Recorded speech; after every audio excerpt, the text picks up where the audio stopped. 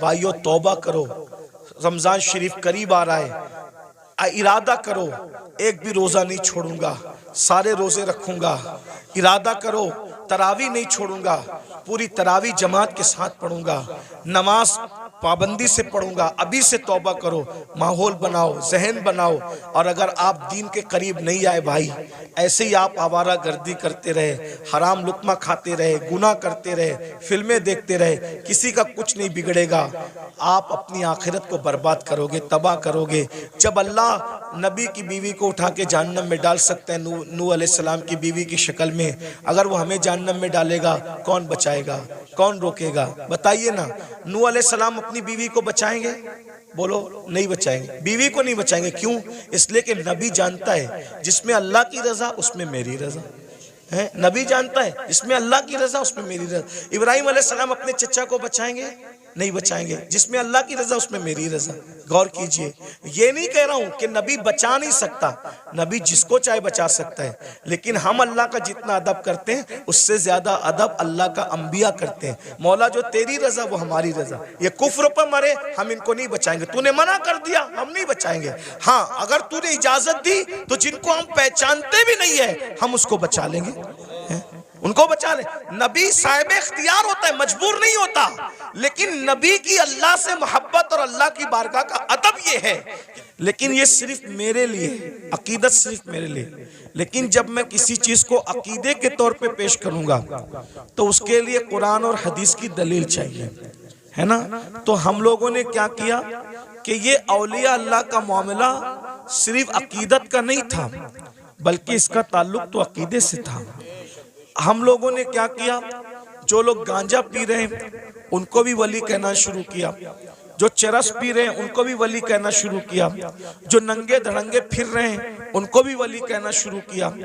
और कुछ लोगों ने मफाद परस्ती की बुनियाद पर कि चंदा खूब आएगा तो उर्स, सबका उर्स, जो पीर मर रहा है उसका उर्स हो रहा है, और उसके बारे में कुछ भी कुछ बका जा रहा है, सबके गुंबद बन रहे हैं। मैं किसी को टारगेट करके नहीं कह रहा हूँ जी हज़रत, अल्लाह की कसम उठा के कहता हूँ, आप बुरा मत मानना कि किसी भी आदमी को टारगेट करके तकरीर करने को हम गीबत समझते हैं, लेकिन गुंबद सबके नहीं बनते, बेशक उर्स सबके नहीं होते।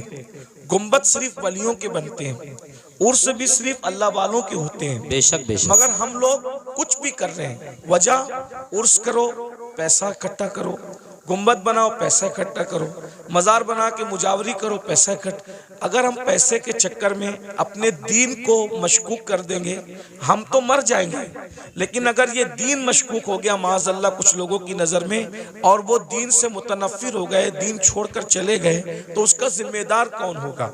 आज मैं आपके सामने वली कौन होता है उसको पेश करता हूँ, अपनी तरफ से नहीं। हमारे मुर्शिद कुतुबुल अक़ताब, गौसुल अग़वास, शेखुल शुयूख, गयासुल कौनैन, सैयदना शेख अब्दुल कादिर जिलानी रदी अल्लाह ताला इरशाद फरमाते हैं, गौस पाक फरमाते हैं, जब तक किसी इंसान के अंदर 12 सिफात पैदा न हो जाए उस वक्त तक वो अल्लाह का वली नहीं हो सकता। देखो, मैं जो आमतौर पे जो मैं तकरीर करता हूँ, आज उस तरह तकरीर नहीं कर रहा हूँ। मैं चाहता हूँ कि ये जो नौजवान जो चेहरे मुझे नजर आ रहे हैं, इनमें बहुत ज्यादा लोग संजीदा हैं। तो हम लोग क्या करते हैं पता है, इंसान देखकर पुड़ी बांधते हैं। समझ में आती है बात? यानी जैसा मजमा होता है उसी के मुताबिक हम चाहते हैं तकरीर करें। आप लोग शोर नहीं कर रहे हो ना, तो हम भी शोर नहीं करेंगे, आपको अच्छे से सुनाएंगे। लेकिन आप गौर करना इस पर। मैं नहीं कह रहा हूं, जिस गौसे आजम के दर से विलायत बढ़ती है, जो खुद वली बनाता है, बेशक हक है, तो वो खुद फरमा रहे, जब किसी इंसान के अंदर 12 चीजें जमा होती है तब वो अल्लाह का वली होता है। बेशक 12 में से एक भी अगर कम हुई तो वो नेक तो हो सकता है मगर वली नहीं हो सकता, है ना।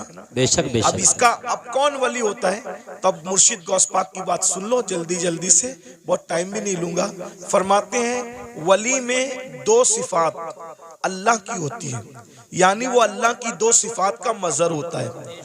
वो रसूलुल्लाह की दो सिफात का मजहर होता है, वो सिद्दीक अकबर की दो सिफात का मजहर होता है, वो फारूक आजम की दो सिफात का मजहर होता है, वो उस्मान गनी की दो सिफात का मजहर होता है, वो मौला अली की दो सिफात का मजहर होता है। यानी चारों खुलफा की दो दो सिफात कितनी हो गई? 8। रसूलुल्लाह की दो सिफात कितनी हो गई? 10। अल्लाह की दो सिफात कितनी हो गई? 12। यानी जब तक वो 12 सिफात का मजहर ना हो जाए उस वक्त तक वो अल्लाह का वली नहीं होता है। अब सैयदना गौसे पाक ने चारों खुलफा की दो दो सिफात बयान की। मतलब क्या बयान किया? वली न कभी राफजी बन सकता है, न वली कभी नासबी बन सकता है। वली नासबी भी नहीं बन सकता, राफजी भी नहीं बन सकता। जो वली बनेगा वो अहले सुन्नत व जमात में से बने। क्या बात है हज़रत, माशाअल्लाह माशाअल्लाह। नासबी की अहले बैत से नहीं जमती है, नासबी की अहले बैत से नहीं जमती, और राफजी की सिद्दीक उमर से नहीं जमती। हालांकि जब तक इनकी सिफात पैदा न करे उस वक्त तक वो वली नहीं हो सकता। इसीलिए पूरी दुनिया के अंदर पूरी उम्मत जिनकी विलायत पर मुत्तफिक है, सारे वलियों को पढ़कर देख लो, सबका ताल्लुक न नासबियों में होगा न राफजियों में होगा। हर वली आपको सिर्फ और सिर्फ अहले सुन्नत व जमात में नजर आएगा। हक है, बेशक बेशक, जिंदाबाद जिंदाबाद, माशाअल्लाह। शाह जमालुल औलिया को देख लीजिए, उनका ताल्लुक अहले सुन्नत व जमात से है ना। इसी तरीके से आप महबूब इलाही को देख लीजिए, उनका ताल्लुक अहले सुन्नत व जमात से। इसी तरह कुतुबुद्दीन बख्तियार काकी को देख लीजिए, उनका ताल्लुक अहले सुन्नत व जमात से। सैयदना मखदूम अशरफ जहांगीर सिमनानी को देख लो, उनका ताल्लुक भी अहले सुन्नत व जमात से है। 90 लाख मुनकिरों को ईमान की दौलत अता करने वाले गरीब नवाज का ताल्लुक भी अहले सुन्नत व जमात से। वाह वाह वाह, माशाअल्लाह। अब आपको पता चला जिनके अंदर वली जैसे हीरे हैं वो सिर्फ और सिर्फ अहले सुन्नत व जमात है।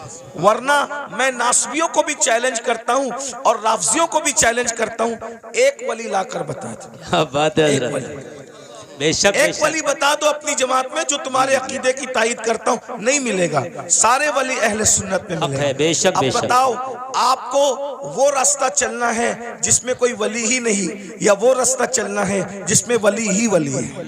बेशक ये बेशक, फैसला आपको करना है ना। बेशक ये बेशक। फैसला आपको करना है। और राफजियों ने ढूंढ ढांड कर एक वली निकाला था, कहा कि लाल शहबाज कलंदर हमारी जमात के वली हैं। तो लाल शहबाज कलंदर के बारे में हमने पूछा कि लाल शहबाज कलंदर का नाम तो बताओ। लाल शहबाज कलंदर कोई नाम थोड़ी होता है, ये तो उनका लक़ब है।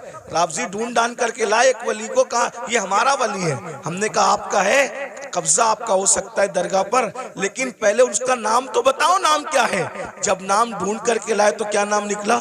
सैयद उस्मान मरवंदी। मैंने कहा राफजी लोग तो उस्मान नाम रखते ही नहीं, ये नाम भी तो अहले सुन्नत व जमात का है। वाह वाह वाह, ये नाम भी तो अहले सुन्नत व जमात का है। तो लाल शहबाज कलंदर सैयद बादशाह जरूर है, लेकिन उसका नाम भी क्या है? उस्मान है। और उस्मान नाम आपको कभी राफजियों में नहीं मिलेगा। अबू बकर नाम आपको सुन्नियों में मिलेगा, उमर नाम आपको सुन्नियों में मिलेगा, उस्मान नाम आपको सुन्नियों में मिलेगा। अब आपको इतना पता चल गया राफजी ये नाम नहीं रखते। लेकिन एक बात मैं आपको बता दूं, अब सुन्नी कौन कौन? तो अल्लाह अकबर, हम मौला अली के घर में देखते हैं तो वहां पर अबू बकर नाम का बेटा भी मिल रहा है, उमर नाम का बेटा भी मिल रहा है, उस्मान नाम का बेटा भी मिल रहा है। अल्लाह अकबर, अंदाजा फरमाए। तो इसलिए वो रास्ता इख्तियार करो जिस रास्ते पे मौला अली थे, वो रास्ता इख्तियार करो जिस रास्ते पे इमाम हसन थे, वो रास्ता इख्तियार करो जिस पर इमाम हुसैन थे। अब वो 12 सिफात कौन सी है उसको सुन लीजिए। 2 सिफात, अल्लाह की 2 सिफात का मजहर होता है। अल्लाह की 2 सिफात क्या है? सिफत सत्तारी और सिफत गफ्फारी। सिफत सत्तारी और सिफत गफ्फारी। यानी जो वली होगा सत्तारी सिफत का मजहर होगा। सत्तार किसको कहते हैं? ऐब छुपाने वाला।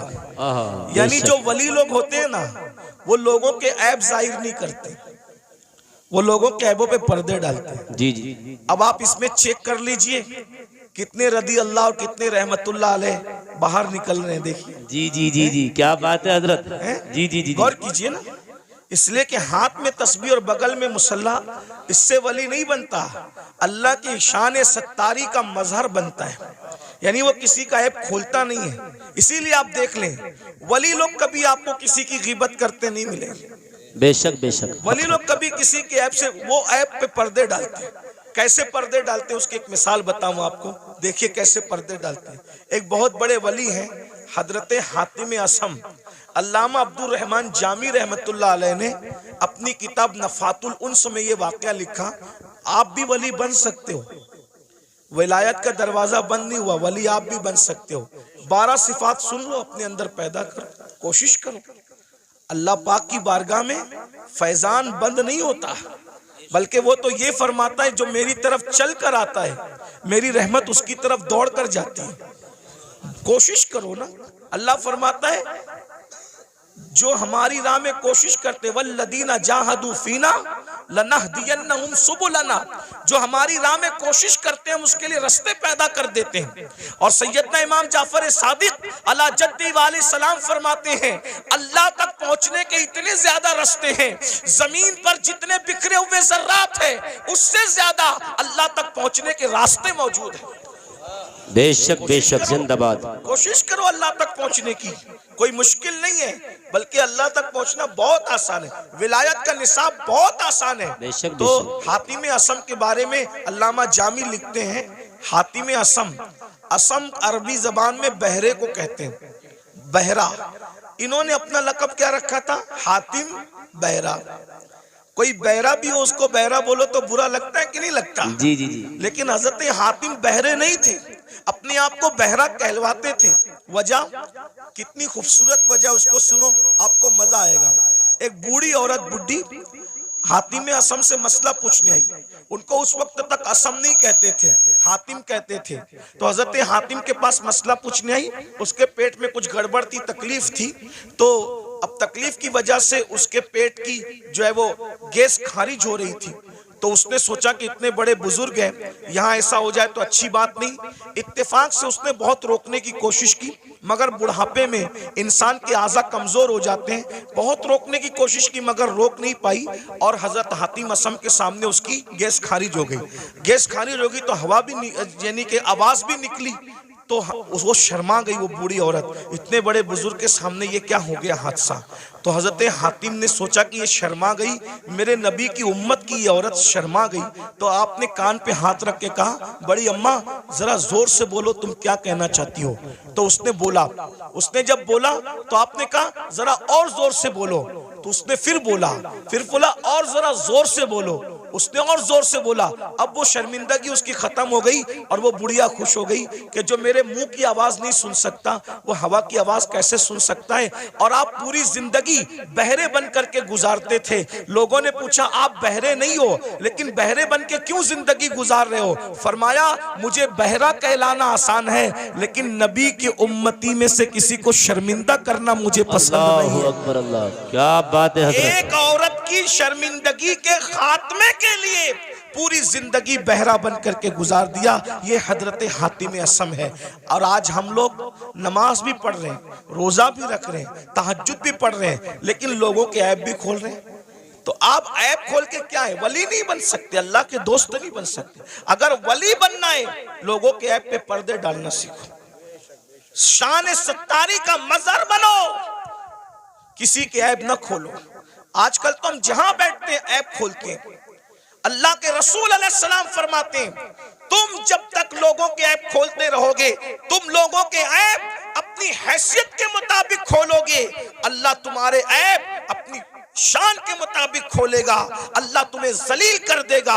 और अगर तुमने लोगों के ऐपों पे पर्दे डाले, तुम लोगों के ऐप पे पर्दे डालोगे, अल्लाह तुम्हारे ऐप पे पर्दे डालेगा। आज मुसलमान लोगों के ऐप पे पर्दे नहीं डालते, बल्कि आज औरतें, माएँ और बहनें मौजूद हैं। किसी की बेटी को रिश्ता हो रहा है तो उसमें लोग ज्यादा तेल पानी डाल करके वो रिश्ता तोड़ देते हैं। किसी के बेटे का रिश्ता हो रहा है वो रिश्ता तोड़ देते हैं। ऐप पे पर्दे डालने की बजाय लोग ऐप जोई करते हैं। तो दो सिफत, नंबर 2 सिफत गफ्फारी। गफ्फार कहते हैं माफ करने वाले को। सिफत गफ्फारी का मजहर होता है, यानी जो वली होगा वो अपनी जात के लिए कभी झगड़ा नहीं करेगा। वली अपनी जात के लिए कभी झगड़ा नहीं करेगा, क्योंकि जात के लिए झगड़ा करना ये कुत्तों का काम है। जात के लिए झगड़ा करना कुत्तों का काम है, अपनी जात के लिए वली कभी नहीं लड़ता। अब आपसे पूछता हूं, आज हम अपनी जातियात के लिए कितना लड़ते हैं? कितना लड़ते हैं? बाइक टकरा गई, झगड़ा हो गया। पानी मुझे पहले नहीं दिया, झगड़ा हो गया। शादी में खाना खाने मुझे पहले नहीं बिठाया, झगड़ा हो गया। बोलो आज हम अपनी जात के लिए लड़ रहे हैं, इसका मतलब हम अल्लाह के वली कब बनेंगे? जात के लिए जो लड़े वो कुत्ते की सिफत रखता है, वो वली की सिफत नहीं रखता। अब आप देख लीजिए कितने लोग हैं जो जात के लिए लड़ते फिरते हैं। अल्लाह अकबर। एक वाकया इस पर भी सुन लें कि एक बुजुर्ग के पास एक मुरीद आया और वो मुरीद आकर के कहता है, हजरत आप मुझे इस्म आज़म सिखा दें। अगर आपने मुझे इस्म आज़म सिखा दिया तो मैं उस इस्म आज़म के जरिए से बहुत काम लूंगा। इस्म आज़म क्या है उसको सुन लें। इस्म आज़म कहते हैं उस अल्लाह के उस नाम को अगर मुर्दे पे पढ़ दो तो मुर्दा जिंदा हो जाए, जिंदे को पढ़ के घूर दो तो जिंदा मर जाए। इस्म आज़म की बड़ी बरकत है। फरिश्ते पढ़ते पढ़ते पलक के झपकते आसमान पे जाते हैं और आसमान से जमीन पे आते हैं। तो चूंकि इस्म आज़म बहुत बड़ी चीज है, सूफिया ने इसको छुपा रखा है, अल्लाह ने भी इसको छुपा रखा है। ये सबको नहीं बताया जाता, जो उसका हकदार होता है उसी के दिल पर इल्का किया जाता है। तो मुरीद अपने पीर से कहता है इस्म आज़म सिखा दें। पीर साहब वाकई पीर साहब थे। उन्होंने कहा बेटा सुबह से शाम तक तुम बाजार में जाकर के बैठो, इंशाअल्लाह शाम को देखेंगे तुम्हें इस्म आज़म सिखाना है कि नहीं सिखाना है। वो सुबह से शाम तक बाजार में बैठे तो क्या देखा, बाजार में बहुत करप्शन हो रहा है, खूब जुल्म हो रहा है, कोई किसी का पुरसान हाल नहीं है। सुबह से लेके शाम तक एक दूसरे पे जुल्म हो रहा है। वो बार बार हाथ मारते थे अपनी रान पर, मुर्शिद ने अच्छा नहीं किया, पीर साहब ने अच्छा नहीं किया, काश के मुझे इस्म आज़म सिखा देते तो अभी ये जुल्म करने वालों को घूर देता, मार डालता, तबाह कर देता, बर्बाद कर देता। सुबह से शाम तक यही होता रहा। लेकिन शाम के वक्त जो है बहुत खतरनाक मंजर देखा। मंजर ये देखा, 80 साल के एक बड़े मियाँ, एक बुढ़ा 80 साल का, वो अपने सर पर लकड़ियों का गट्टा रख करके लाया जंगल से और ला करके जैसे ही कहा लकड़ियां ले लो भाई, लकड़ियां ले लो। 80 साल के बड़े मियाँ लकड़ी बेच रहे थे। उतने में सिपाही आए, आने के बाद चाबुक जमीन पे मारा, कहे बुड्ढे उठा ये लकड़ी और हमारे घर पहुंचा और सुन तुझे कोई पैसे नहीं मिलेंगे। ये मंजर देख करके वो मुरीद तो और बहुत गुस्से में आया, मेरे पीर ने अच्छा नहीं किया, मेरे पीर ने अच्छा नहीं किया। अगर मुझे इस्म आज़म सिखा देते इन जालिम सिपाहियों को अभी मार डालता, इस्म आज़म पढ़ के अभी इनके लिए बद्दुआ करता, खत्म कर देता।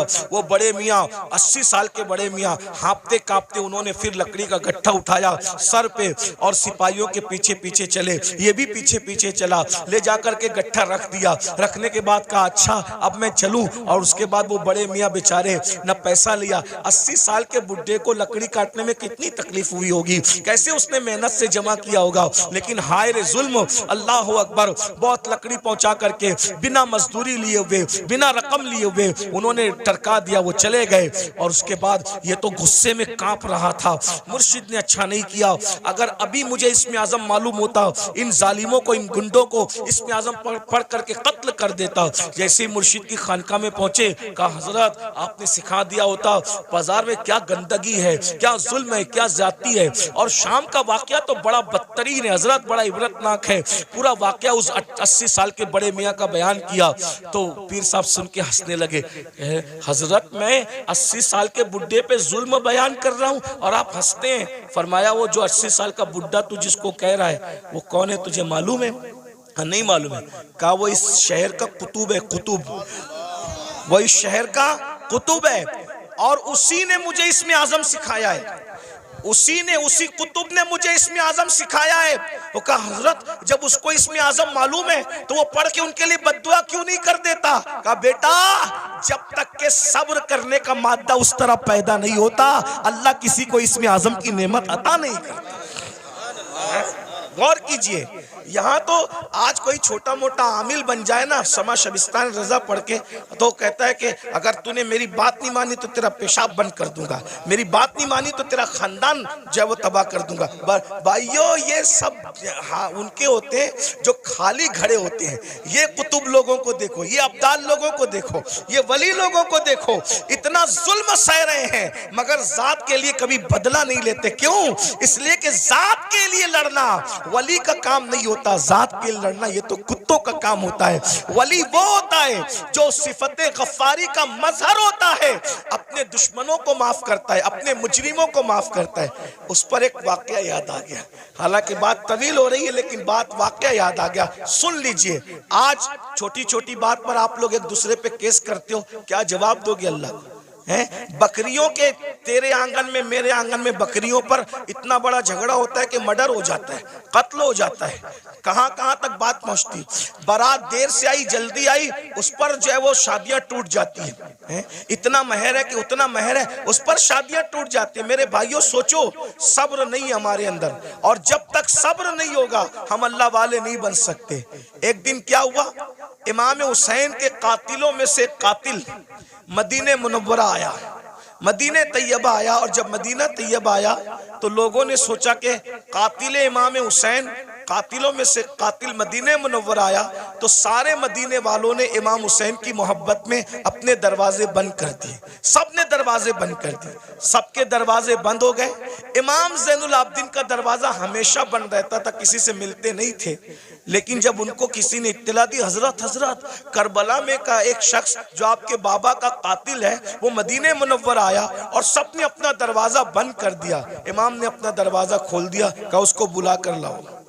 वो आया, इमाम ने दस्तरखान बिछाया, उसको खाना खिलाया, पानी पिलाया, उसने खाया भी पिया भी, और खाने और पीने के बाद कहा, ऐ अली, इमाम ज़ैनुल आबिदीन का असली नाम अली है, कहा ऐ अली, शायद तुमने मुझे पहचाना नहीं, या शायद तुम मुझे भूल गए। आपने फरमाया कैसे नहीं पहचाना? अरे ये मदीने वाले क्या करबला में थे? कहा नहीं थे। कहा जो करबला में नहीं थे उन्होंने तुझे पहचान लिया, मैं तो करबला में मौजूद था ना, मैं तुझे कैसे नहीं पहचानूंगा? वो तू ही जालिम है ना, तेरे कहने पे मेरे बाबा के जिस्म पे घोड़े दौड़ाए गए थे, मेरे नन्हे से भाई के हलक पर तीर चलाया गया था, मेरी फूफियां, मेरी अम्मियां, मेरी बहनों के दुपट्टे छीने गए थे, तू ही वो जालिम है ना। अल्लाह अकबर। जब उसने ये सुना लरस गया, हाँ मैं वो हूँ। आपने पहचाना कहाँ? पहचानने के बाद भी ये सुलूक किया? तो इमाम ज़ैनुल आबिदीन ने फरमाया जो तूने किया वो तेरे खून की तासीर थी, जो मैंने किया ये मेरे घर की रिवायत है। हम आले मोहम्मद दुश्मनों के साथ ऐसे ही सुलूक करते हैं। अगर करबला वालों से मोहब्बत है, बताओ बाप के दुश्मन के साथ, बाप के कातिल के साथ इमाम ज़ैनुल आबिदीन ने क्या सुलूक किया, और हम अपने समधियों के साथ क्या सुलूक करते हैं, अपने भाइयों के साथ क्या सुलूक करते हैं, अपने पड़ोसियों के साथ क्या सुलूक करते हैं, अपने रिश्तेदारों के साथ क्या सुलूक करते हैं। भाई एक मुंह किसी को अच्छा नहीं कहते, जबकि अल्लाह के रसूल अलैहिस्सलाम ने फरमाया मुसलमान वो है जिसके हाथ से और उसकी जबान से दूसरे मुसलमान महफूज रहे। आज ना हमारे हाथ से कोई महफूज है, ना हमारी जबान से कोई महफूज है। जब भी जबान खोलते हो तो ऐसे तीर चलाते हो, नश्तर लगाते हो लोगों के दिल पर। याद रखना, तलवारों के जख्म तो भर जाते हैं, जबान के जख्म भरा नहीं करते। कैसा कलमा पड़ा है, नबी तो वो मुसलमान बनाने आए थे कि जिसके हाथ से, जिसकी जबान से दूसरे मुसलमान महफूज रहे। ना आज हमारे हाथ से कोई महफूज है, ना हमारी जबान से कोई महफूज है। तो बताओ नबी वाले मुसलमान हो या अपनी तबीयत वाले मुसलमान हो? बीवी को मां बहन की गाली देकर के उसका दिल दुखाते हो। रसूलुल्लाह तो फरमा रहे मुसलमान वो है जिसकी जबान से किसी को तकलीफ नहीं पहुंचती, जो अपनी शरीक हयात है, जो अपनी लाइफ की पार्टनर को मां बहन की गाली दे, वो मुसलमान कैसा होगा?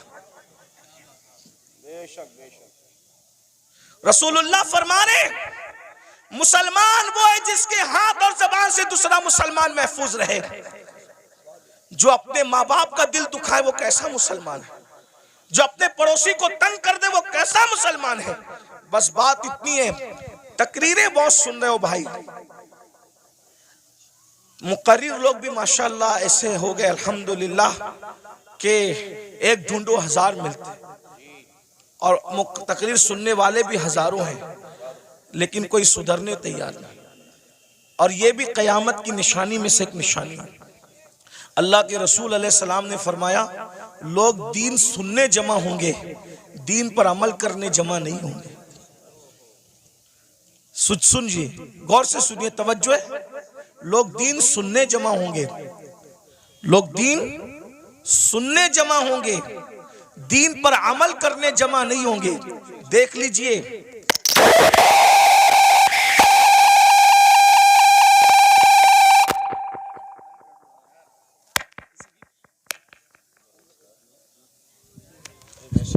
किसी की बच्ची मदरसे में रह गई है, वो रो रही है, उसके माँ बाप जहाँ भी हैं वो अपने बच्चे को जाकर के ले ले, वो रो रही है, छोटी सी बच्ची।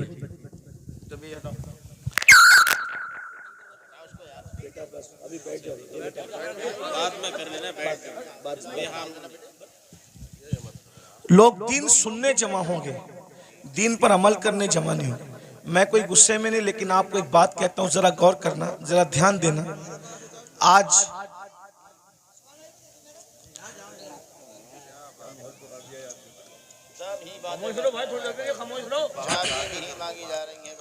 दुरूशी पढ़ने आप लोग सल्लल्लाहु अलैहि वसल्लम सलातु व सलाम अलैका या रसूल अल्लाह सल्लल्लाहु अलैहि वसल्लम। लोग दीन सुनने जमा होंगे, क़यामत की निशानियों में से एक निशानी है, दीन पर अमल करने जमा नहीं होंगे। अभी देखिए सुबह का वक्त है, कारोबार का वक्त है, संडे भी नहीं है, आज संडे नहीं है ना, वर्किंग डे है ना, लेकिन आपको मैं सलाम करता हूँ। आप लोग आराम छोड़ के, नींद छोड़ के, दुकान छोड़ के, कारोबार छोड़ के आए, क्या सुनने के लिए? दीन सुनने के लिए। लेकिन अगर इनमें किसी को कहा जाए कि वादा करो कि आज के बाद तुम नमाज नहीं छोड़ोगे, तो हाथ नहीं उठेंगे लोगों के। और अगर हाथ उठ भी गए तो वो आज ही ज़ोहर से पहले वादा किया, लेकिन ज़ोहर में नहीं पहुंचेगा। ये हंसने की बात नहीं, ये दुख की बात है। ये यानी कि माज़ अल्लाह कहीं ना कहीं जलसा करना जो वो एक रस्म बन गया, कहीं बिजनेस बन गया, कहीं शो बन गया, ये हालात हो गए। हम अल्लाह को मुंह क्या दिखाएं? अल्लाह को मुंह दिखाना है भाई। अगर जज के सामने कल तारीख हो ना, तो बड़े बड़े लीडरों को रात को नींद नहीं आती कि सुबह अदालत में खड़े होना है जज के सामने। हालांकि दुनिया का जज रिश्वत लेकर भी फैसला बदल सकता है, दुनिया का जज मुंह देखकर फैसला कर सकता है, दुनिया का जज चेहरा देखकर फैसला कर सकता है, लेकिन वो आदिल जिसकी बारगाह में अंबिया भी कांपेंगे, जिसकी बारगाह में अंबिया उसके महबूब भी नफसी नफसी पुकारेंगे, जिसकी बारगाह में फरिश्ते भी कांपेंगे, थर थर कांपेंगे। अल्लाह कुरान में फरमाता है, यौम यक़ूमुर रूह वल मलाइका सफ़्फ़न ला यतकल्लमूना इल्ला मन अज़िन, कि जिब्रील और सारे फरिश्ते अल्लाह की हैबत से थर थर कांपेंगे। अरे जहां जिब्रील भी कांप रहे होंगे, हम अल्लाह को क्या मुंह दिखाएंगे? ये जन्नत को जितना आसान और सस्ता समझ रखा है हमने, आप लोगों ने, इतनी सस्ती नहीं है। मैशर में पता चलेगा कि जो मुखलिस उलमा हमें नसीहत करते थे, हमें कान से सुन के दूसरे कान से उड़ा देते थे, हम उनकी बातों को नहीं लेते थे, उनकी बातों पर अमल नहीं करते थे, उस वक्त तुम पछताओगे, मगर उस वक्त का पछताना काम नहीं आएगा मेरे भाई। अगर होश के नाखून लेना है तो आज ले लो, संवरना है तो आज संवर लो, सुधरना है तो आज सुधर लो। एक बात मुझे याद आई, अब अगला उन्वान में नहीं पेश करता, 5 मिनट में अपनी बात पूरी कर लेता हूँ 5 मिनट के अंदर, इसलिए कि आप सब बहुत अच्छे से सुन रहे हैं, लेकिन कहीं ना कहीं हमारे अंदर कमी है कि कुछ लोग यहाँ पे मेरे करीब गड़बड़ कर रहे हैं, उनको इसकी बात की अहमियत नहीं है। तो कोई बात नहीं, मैं 5 मिनट में बात पूरी कर लेता हूँ। इतना सुनिए, मुझसे और अल्लाह क्या क्या पूछेगा, आपसे मुझसे अल्लाह क्या क्या पूछेगा पता है? कुरान कहता है, फमन यअमल मिस्काल ज़र्रतिन खैरन यरा वमन यअमल मिस्काल ज़र्रतिन शर्रन यरा। एक जर्रे के बराबर नेकी की होगी, अल्लाह तुम्हें वो भी दिखाएगा, और एक जर्रे के बराबर बुराई की होगी, अल्लाह तुम्हें वो भी दिखाएगा। सहाबा किराम ने इस आयत के नुज़ूल के बाद पूछा कि अल्लाह हमसे क्या क्या पूछेगा, तो आका इरशाद फरमाते हैं, अगर तुमने नाखून के अंदर किसी की दीवार की मिट्टी भी खुरची होगी, तो अल्लाह क़यामत के दिन उस मिट्टी के बारे में भी तुमसे पूछे। अगर तुमने पिस्सू को, पिस्सू समझते, पिस्सू बहुत छोटा सा बारीक कीड़ा होता है, नजर भी नहीं आता, लेकिन चमड़ी पे बैठता है, काटता है तो आदमी झुंझला जाता है। अगर तुमने पिस्सू को गाली दी होगी, तो अल्लाह पूछेगा कि तूने पिस्सू को गाली क्यों दी थी, क्योंकि वो मेरी मखलूक है। अगर तुमने खटमल को गाली दी थी, तो अल्लाह तुमसे खटमल को गाली देने के बारे में भी पूछेगा। ये यहाँ जो दादागिरी, गुंडागर्दी, बाबागिरी जो कुछ कर रहे हो, और फिर सोचते हो कि जन्नत हाथ से नहीं जाने वाली, अल्लाह अल्लाह है, अल्लाह अल्लाह है। मैं बार बार कौम को कहता हूं, जो नबियों के बेटों को जहन्नम में डाले वो अल्लाह है। जो नबियों की औरतों को जहन्नम में डाले वो अल्लाह है। जो नबी के सगे चचा को जहन्नम में डाले वो अल्लाह है। अल्लाह अल्लाह है। इतना बेपरवाह मत हो जाइए, इतना बेपरवाह मत हो जाइए, इतना बेपरवाह मत हो जाइए। नबी का सगा चचा इब्राहिम खलीलुल्लाह जैसे नबी का सगा चचा आजर बिच्छू की शक्ल में जहन्नम